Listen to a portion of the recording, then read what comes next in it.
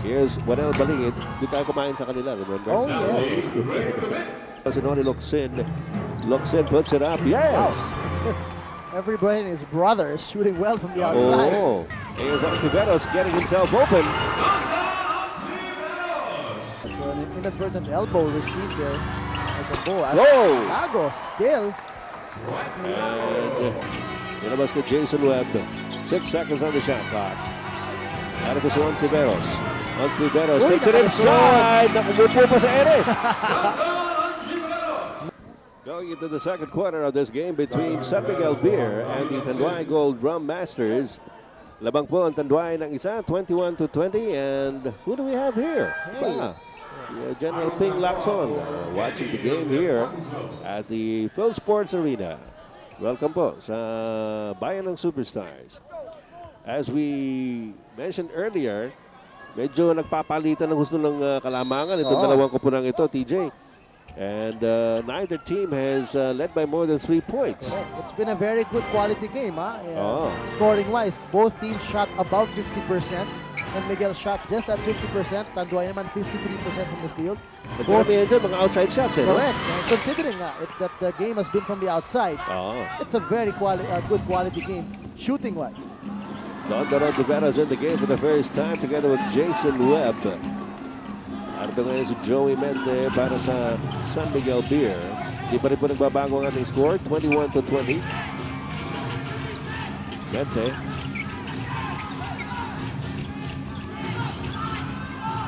Duat, his kick out to Dwight Lago. Off the glass, yes. Strong drive there by Dwight Lago, who in their last game only played 6 minutes and had 2 points in that game against Pure Foods. 5 points now for Dwight Lago. We're in the first minute of the second quarter. Narito si Don Tiveros binigay kay Jeffrey Carriazo, trying to shake off Rob Duat. Dinukot ni Carriazo, wala. At nakuha ni Duat ang rebound, binigay kay Joey Mente. Medyo madidelay ng konti si Duat, nagtatali pa ng sapatos. Narito si Joey Mente. Out to Duat. Clock winding down. Just down to 7. At Duat who had just come in from the backcourt. Medyo nalito pa ng konti. Eyeing his shoes. So, ito yung nababanggit natin na this is a very inexperienced backcourt, no? Para sa San Miguel with Duat and Mente. Normally, you'd expect the backcourt off the bench being Lago and Victoria. Even though they do come off the bench, they are very experienced, have a lot of championship experience, and you can expect them to carry the team well. Samantala, Mente has it. Binabatean ni Don Tiveros. Mente biglang sumugod. Wala. Carriazo na naman para sa rebound para sa Tanduay Gold. Carriazo into the front court. Binigay kay Jason Webb. Pull-up jumper by Jason is good. One of the rare instances that we've seen Tanduay take a very quick shot in transition, and Jason Webb doesn't normally take a lot of those outside shots, but he took it right there.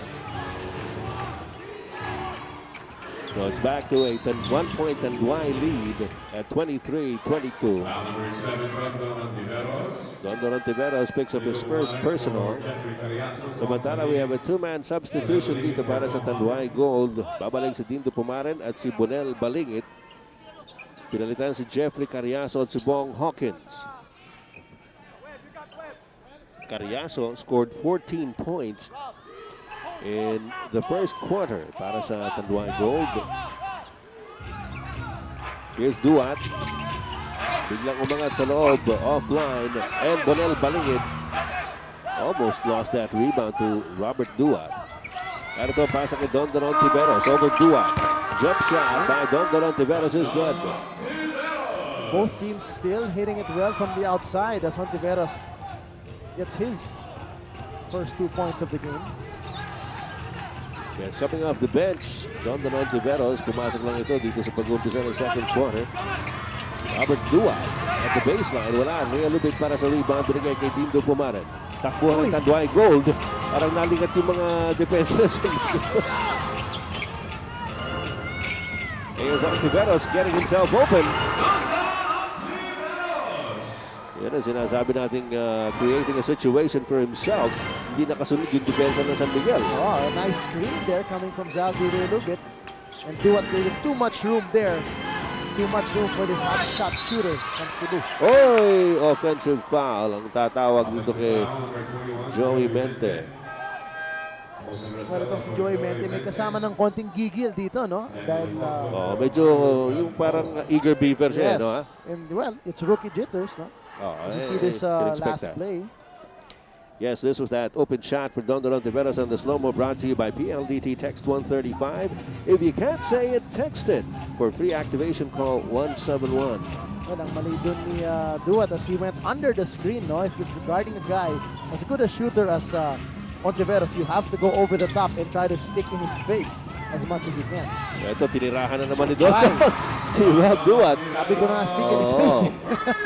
That was another PLDT IDD long distance shot, this time by Don Tiveros. Parang sinusukat-sukatan pa ni Duat Hindi naman siguro, sabi niya, titira kaya ito, hindi siguro.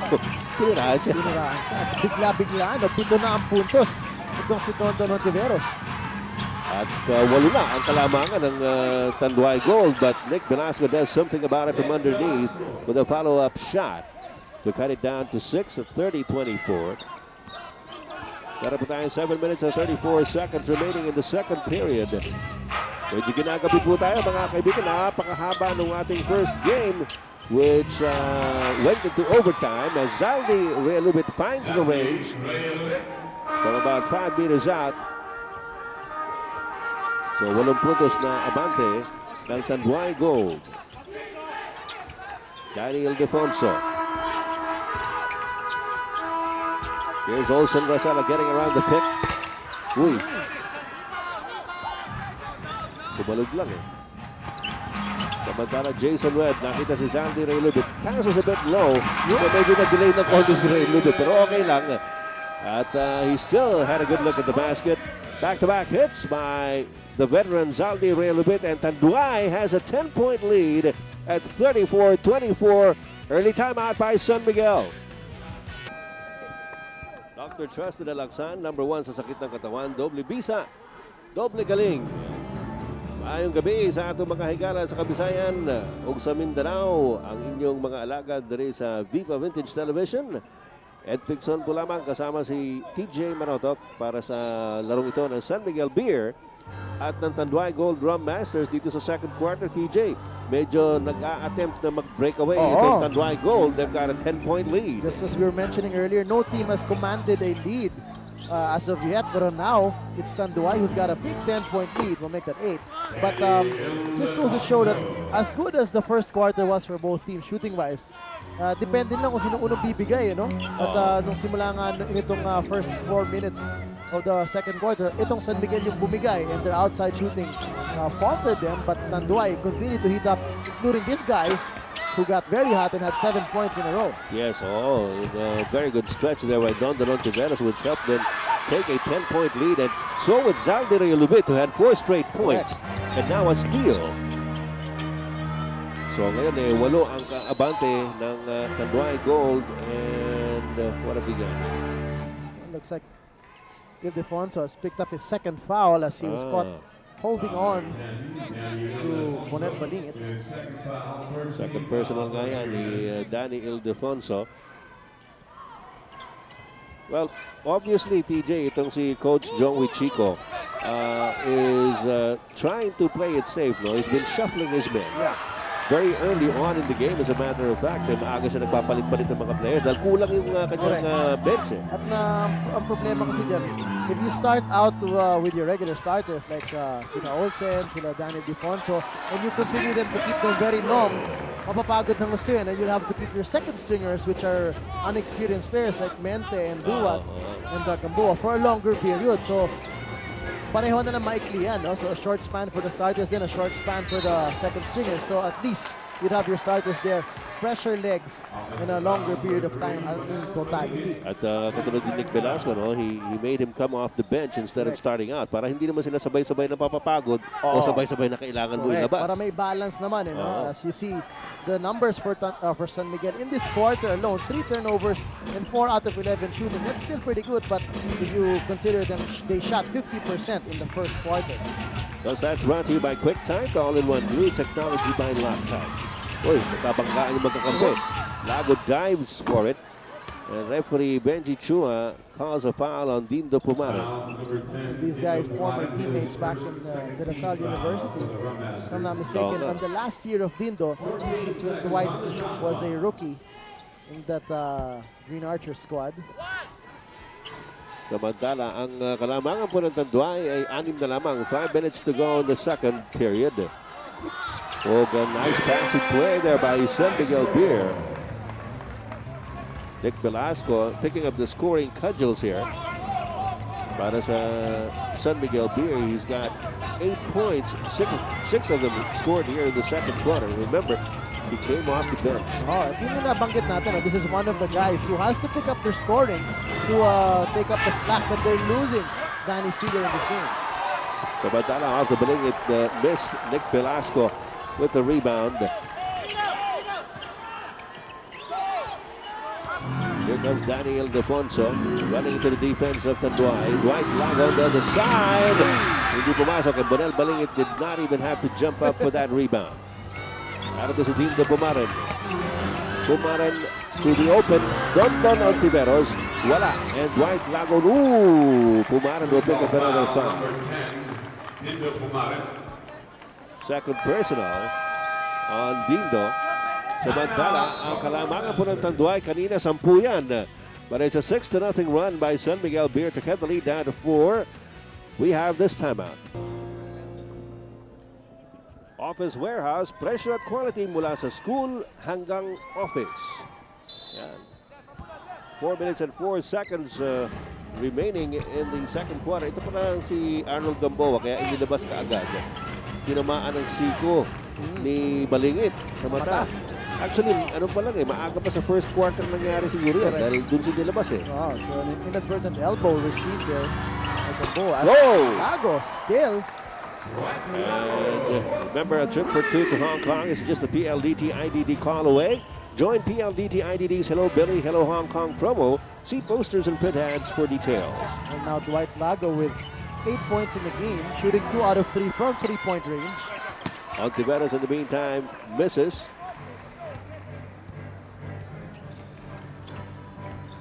Samantala ang ating score, 34-33, just a 1-point lead by Tanduay Gold. Olsen Racela, wala. And Ontiveros with the rebound. Mabilis ko na bumaba naman sa depensa ang San Miguel Beer. Narito si Jeffrey Cariaso. Good rest by Jeffrey Cariaso on the bench. Mismo. And itong si Olsen talaga, medyo dehado siya dyan sa matchup dahil if Jeffrey continues to use that weapon of his pull-up jumper off the dribble, with his leaping ability, add to that his height advantage over Olsen, he will have a clean look over Olsen. Oh, on his way down, Rosella gets it over to Danny. And also, palakas naman ang pasa. Yung pasa na nga ni Olsen, medyo alahoy na yun. Pero mas masama naman yung pasa ni Daniel Defonso.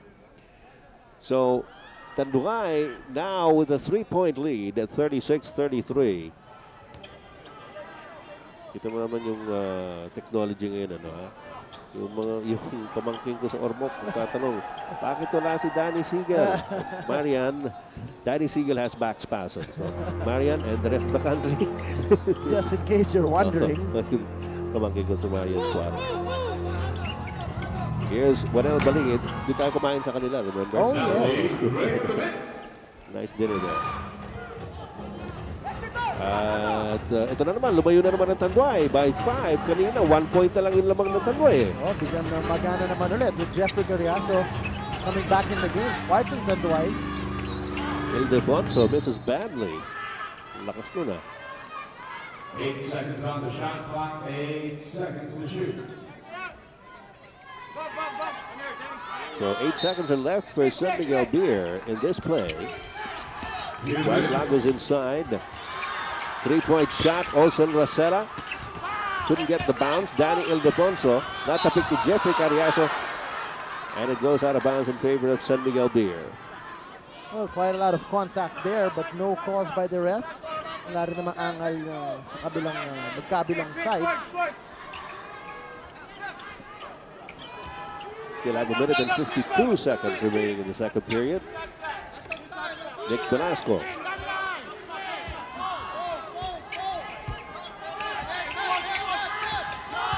And Defonso taking it inside with 2 seconds on the shot clock. Ooh, A foul. that's a big call. Because 2 seconds na nga lang shot Oh. clock. At San Miguel got bailed out there.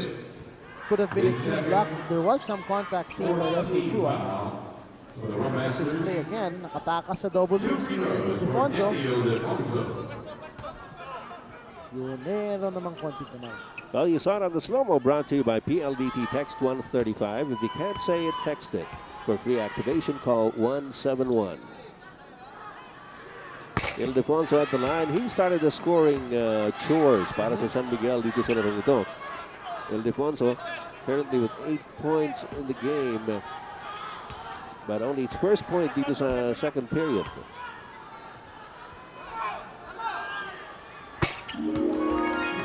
And he cuts the lead down to 4, 38-34, Tanduay Gold. Today sa inyo si Jason Webb ang play para sa Gold Drum Masters. Lumalabas si Noli Locsin. Locsin puts it up. Yes! Everybody and his brother is shooting well from the outside. Oh. Noli Locsin, Zaldiria Zaldiria Lupit, Lupit, Jeffrey Cargasa, Jason Webb. Oh, si Jason, meron din nga pala tira sa labas actually, yan. the only guy for Tanduay who hasn't hit an outside shot is Bong Hawkins. Do you expect him to hit a few of those? Yung laro naman ni Bong, talagang medium range jumpers ang specialty niya. Freddy Abuda getting into the picture. 40-36, 4-point lead here for Tanduay. Less than a minute to go in the second quarter. Jason Webb to Noli Locsin. Locsin, labang kay Daniel Defonso. Ilabas kay Jason Webb. 6 seconds on the shot clock. Narito si Ontiveros. Ontiveros takes it inside. Nakumupo pa sa ere. Nakahanap ng puwang doon si Ontiveros amidst the double team. And, actually, medyo napaagay yung take-off niya. Kaya medyo umupo na siya. Sabi, dito muna ako. Pahinga muna. I'll just glide there. 42-36. Back to a 6-point lead for Tanduay. Woo! Hinabol ni Noli Locsin si Daniel Defonso. Mukhang lusot na no? But a good foul given up there by Noli. Only his first foul. Could have been an easy dunk there. As you take a look at the getaway of Dondon. Oops. Medyo maaga yung take-off And Dondon Ontiveros makes it a 6-point lead for Tanduay. However, we have Daniel Defonso at the line here para sa San Miguel Beer. At the first is good. Well, paghahambingin mo itong dalawang kupunan, the offense of San Miguel is doing pretty okay, considering they are missing Danny Siegel, but Velasco and Lago have chipped in a lot of points, 8 apiece to be exact. The problem is their defense. They can't contain the outside shooting of Tanduay. And there's nothing much you can really ask for because they are defending them. It's just ang ganda ng kamay ng It's especially accurate ngayon yung tira ng Tanduay from the outside. Uy! Nabitawan ni Carriazo! At nag-iisa na ito si Daniel Defonso. Just enough time for him to beat the buzzer and cut the lead of Tanduay down to 3 at the end of the second quarter at 42-39. It's a big break there para sa San Miguel Beer. Yun, nakita niyo naman. Nagulat na lang si Jeffrey Carriazo, hindi na niya kasama yung bola. Kung patakbo siya down court.